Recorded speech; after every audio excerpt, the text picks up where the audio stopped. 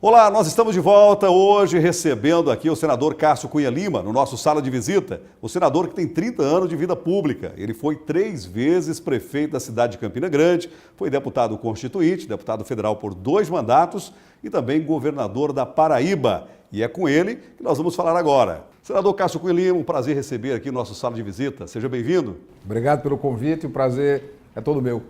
Senador, nós estamos vivendo um momento de efervescência da política nacional.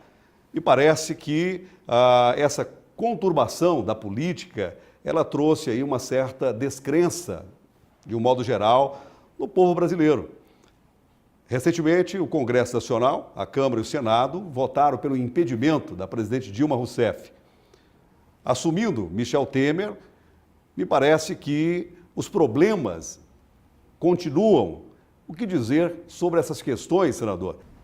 Primeiro, lembrar que tudo isso nasceu de uma imensa frustração que tomou conta da maioria dos brasileiros, fruto da campanha presidencial de 2014, onde, de forma proposital, a presidente Dilma Rousseff mentiu ao povo brasileiro.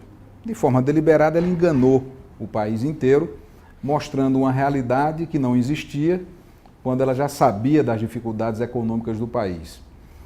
Passada a eleição, quando o povo percebeu que foi enganado, ato contínuo vieram as revelações estarrecedoras da Lava Jato, porque a Lava Jato já vinha sendo executada, as investigações já vinham sendo realizadas, mas não tinham sido tornadas públicas ainda.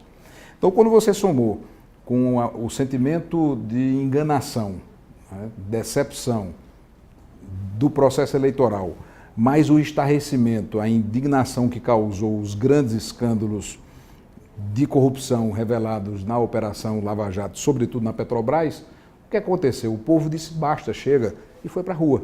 Agora, a aproximação do PSDB com o PMDB, uma vez que nas eleições tiveram militâncias, né, foram oposição nas eleições. Agora, o PSDB aproxima do PMDB. O PMDB, que é um partido que participa de todos os governos, sempre participou de todos os governos. Isso não atrapalha os ideais do PSDB? É uma boa pergunta. E para boas perguntas, uma resposta um pouco mais complexa. Não vamos olhar para a última eleição, vamos olhar para esse ciclo mais longo da política brasileira e lembrar que quando saímos da ditadura, praticamente todos que hoje são do PSDB vieram do PMDB. E ali, por volta de 30 anos atrás, 1986, houve uma divisão onde se criou o PSDB. Momentos seguintes, na eleição de 2002, PMDB e PSDB estavam juntos na coligação que foi feita, onde resultou na chapa de José Serra para presidente e Rita Camata para vice-presidente. E a partir dali ganhou, então, o presidente Lula, com necessidade de formar a maioria no parlamento, formou uma nova coalizão, atraindo o PMDB para dentro do governo. E a partir dessa atração foi quando o PMDB passou a compor a chapa já nos mandatos da presidente Dilma, porque nos 2 mandatos do presidente Lula, o vice foi o grande brasileiro, extraordinário homem público, empresário exemplar, José de Alencar.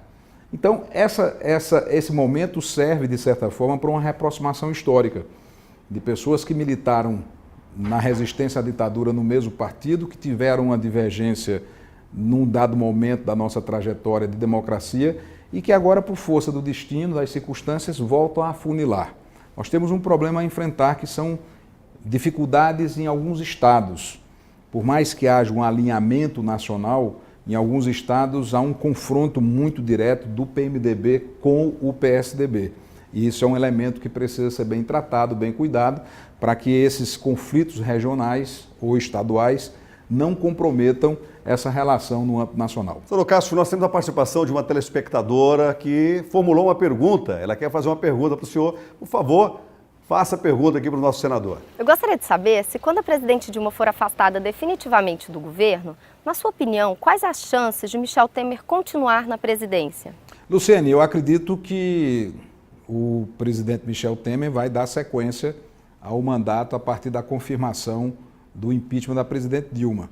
Existe, claro, que não pode deixar de ser lembrado, por lealdade na resposta, uma ação na Justiça Eleitoral que poderá trazer dificuldades para a chapa inteira, o que poderia provocar novas eleições diretas caso houvesse a cassação ainda este ano, 2016, ou se houver uma manifestação de punição da Justiça Eleitoral a partir de 2017, eleição indireta pelo Congresso Nacional.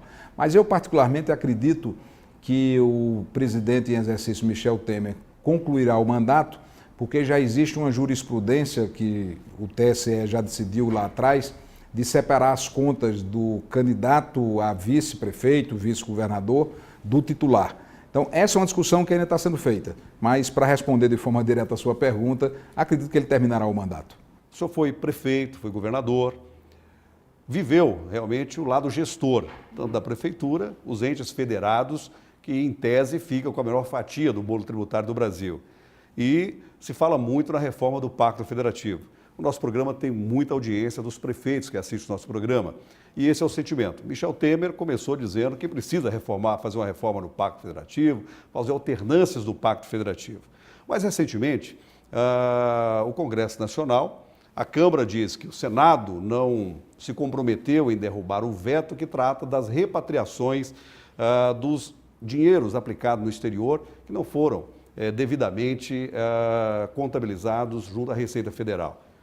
O projeto original da repatriação, 15% para o imposto de renda e 100% da multa de 15%, que daria 30%, que seria compartilhado entre estados e municípios.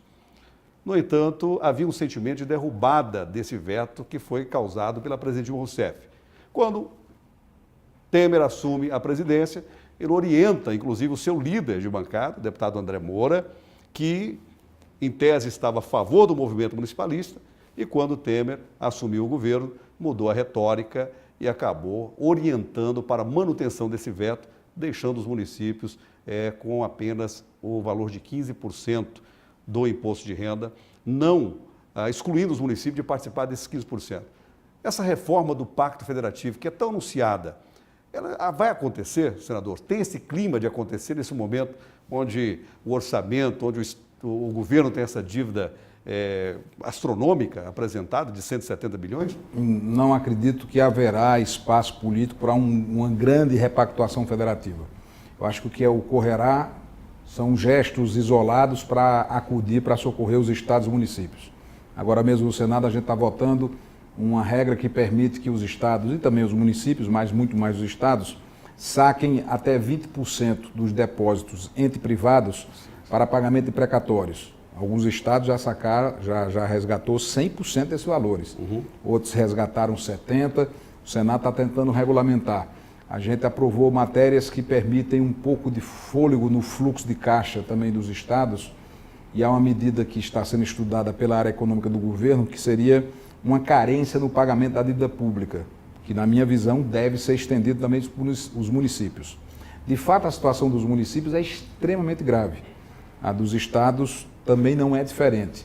É preciso fazer algo, porque com o passar do tempo, a União foi crescendo na sua capacidade de receita, foi repassando atribuições e obrigações aos municípios, sem a correspondência em recursos financeiros. Tanto é que aprovamos também no Senado uma medida que proíbe essa prática. Se quer passar a atribuição, passe junto o dinheiro.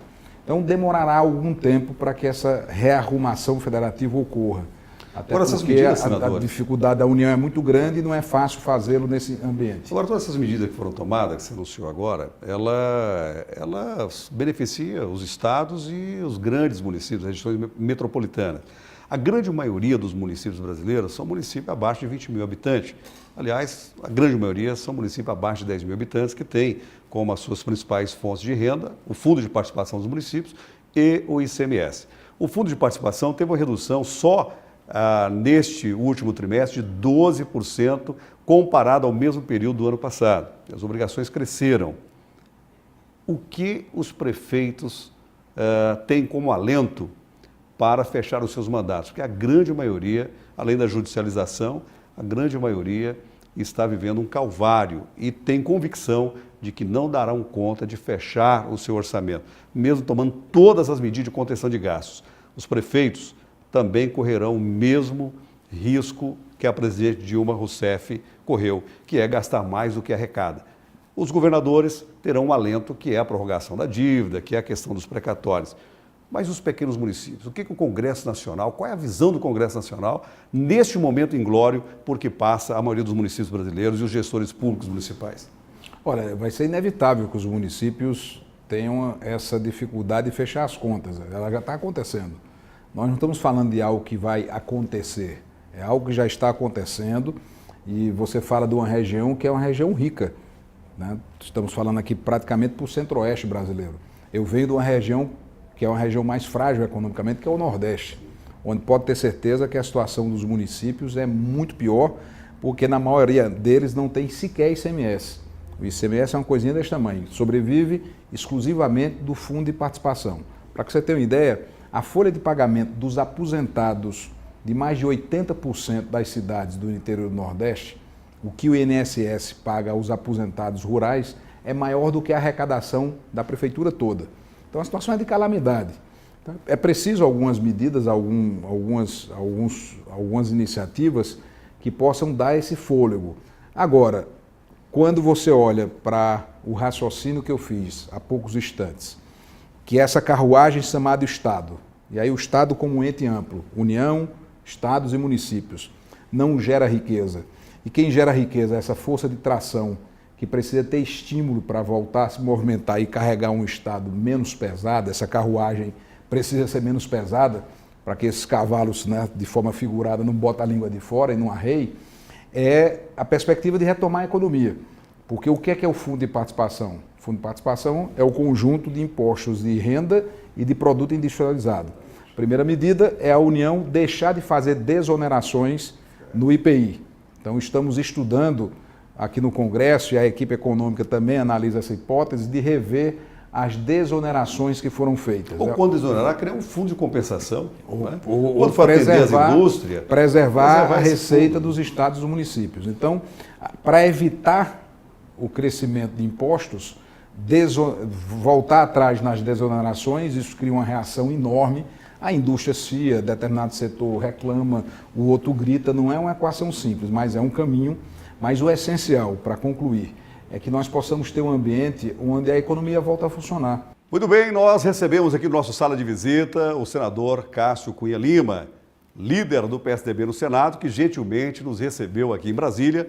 E obrigado pela entrevista, suas respostas. Eu espero que tenha atendido os nossos telespectadores. É sempre um prazer recebê-lo no nosso sala de visita, um ambiente de entrevistas qualificadas. Eu que agradeço o convite e o privilégio de poder ter a sua audiência. O meu abraço para toda essa população querida do estado de Goiás, esse estado de referência, de produção, de trabalho, de criatividade, de cultura, de música. Para todos nós, Goiás é uma utopia, é um sonho a ser realizado pelo Brasil inteiro. Parabéns a todos vocês, muito obrigado pela audiência. Continue conosco, o programa está recheado de informações, de imagens para você.